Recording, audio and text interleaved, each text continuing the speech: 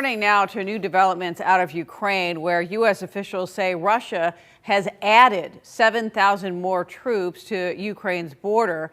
NATO allies say they haven't seen any sign of de-escalation on the ground by Russian forces. And tonight we are getting a better understanding of what all of this could mean for Americans. New analysis warns an invasion of Ukraine by Russia and the subsequent sanctions could rattle global energy markets and create a ripple effect that could impact millions of American households. Russia is the world's second largest producer of oil, and supply is already failing to keep up with demand. That's partly why we have seen a recent spike in oil prices. How does this really impact me? It's in the cost of everyday living. Basically, the things we don't think about, like heating our home, like turning on the television, turning on your computer. Higher oil and natural gas prices could also mean higher costs for airfare and transportation.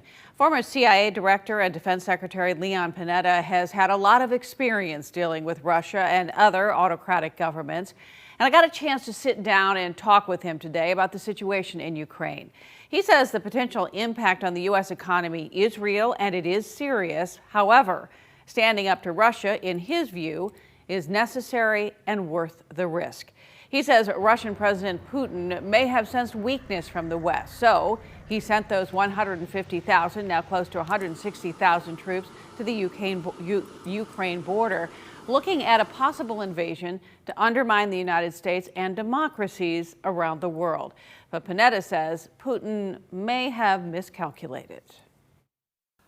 I feel that we are doing exactly the right thing in confronting Russia. I thought for too long that both Russia and China, for that matter, have assumed weakness on the part of the United States and have taken advantage of that weakness.